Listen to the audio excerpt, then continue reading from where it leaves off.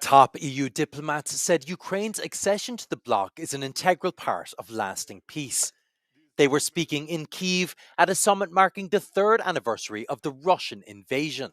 From the European Commission, Ukraine's accession to the European Union will be the most important security guarantee for the future of Ukraine. EU leaders rallied around Ukraine's President Volodymyr Zelensky after widespread dismay that Donald Trump had dispatched top aides for preliminary talks with Russian officials, without Ukrainian or European representatives. There are fears in Europe that Trump's apparent pivot to Moscow could freeze Ukraine out of the peace process entirely and end up with a deal that favours Russia. European Commission President Ursula von der Leyen said the bloc was still committed to admitting Ukraine. If they continue at that speed and at that quality, perhaps they could be earlier than 2030.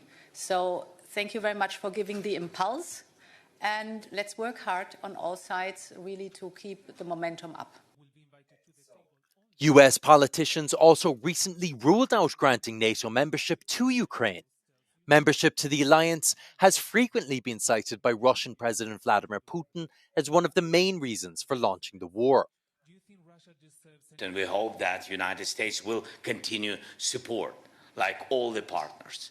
All the partners do it, and we need also not to lose this unity between Europe and United States.